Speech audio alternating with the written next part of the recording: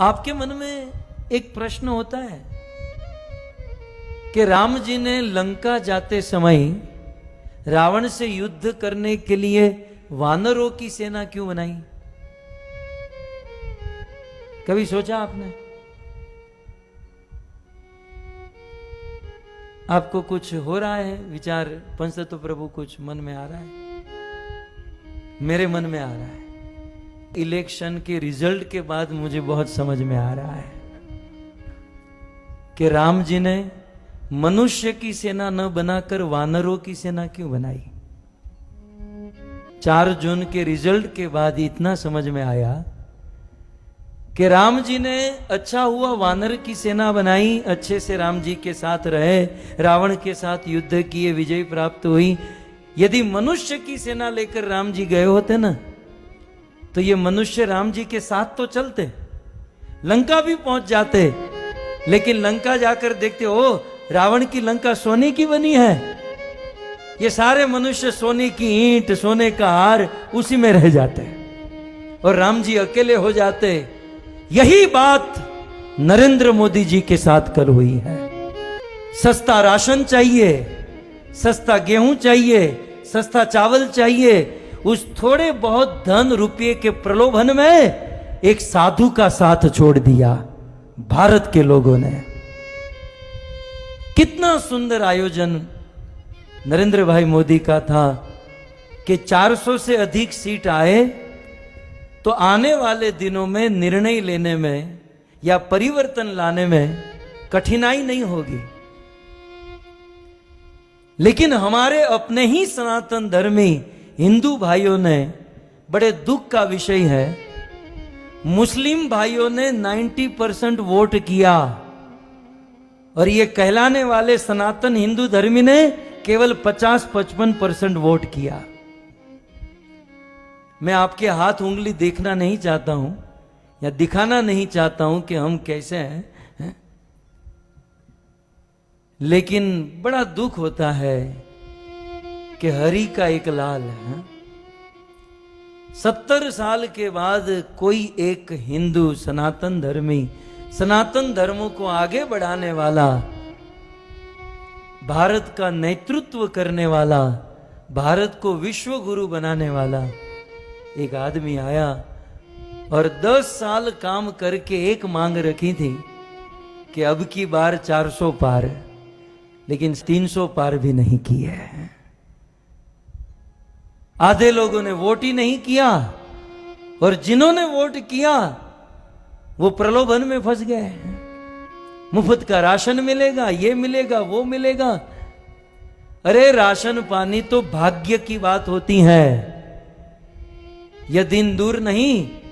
यदि जनसंख्या पर नियंत्रण नहीं किया गया तो विधर्म की संख्या बढ़ेगी और यह कथा कीर्तन करना भी कठिन हो जाएगा।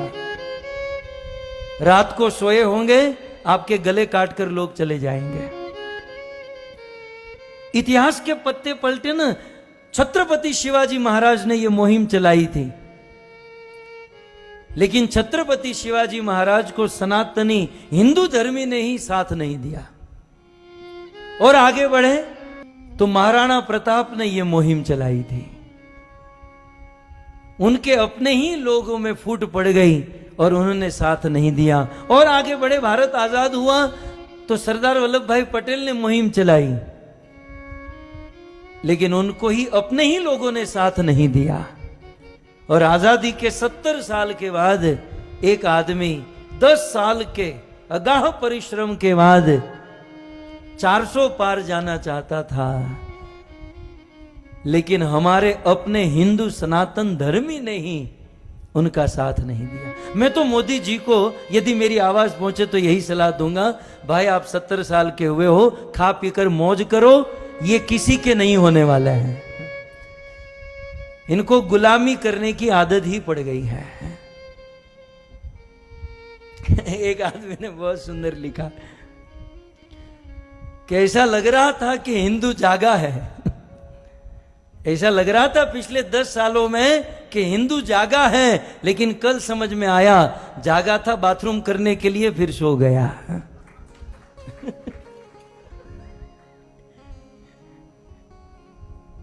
क्या हिंदू जागा है। यदि बहुमत होता तो भारत का दृश्य कुछ और होता।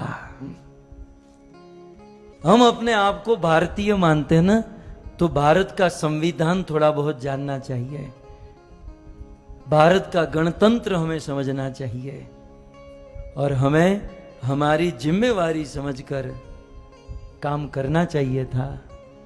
लेकिन अब क्या करें, ये प्रवचन यदि 2 महीने पहले किया होता तो अच्छा था। मैं भी अमेरिका से अभी अभी आया है? लेकिन हमें तो विश्वास था, पता नहीं ऐसा निकलेगा। एक बात याद रखिएगा, मोदी जी तो प्राइम मिनिस्टर बनेंगे, वो तो बड़ा प्रधान हो ही चुके हैं, लेकिन जो उनको निर्णय लेने हैं वो नहीं ले पाएंगे क्योंकि अल्पसंख्यक है। जो उनको क्रांति लानी वो नहीं कर पाएंगे। तो इस दौर से ये मोदी जी की हार नहीं है, ये हम हिंदुओं की सनातन धर्म की हार है, ये हम लोगों की हार है। और हम लोग वो छोटे छोटे प्रलोभन में हैं। मुफ्त का राशन मिलेगा, गैस का बाटला सस्ता हो जाएगा, तेल सस्ता हो जाएगा, હવે લઈ લો સસ્તું કરજો હવે તમે। धर्म के, इस सनातन धर्म के उजागर करने में एक बहुत बड़ी आश थी, एक बहुत बड़ा होप था। लेकिन नतीजे के बाद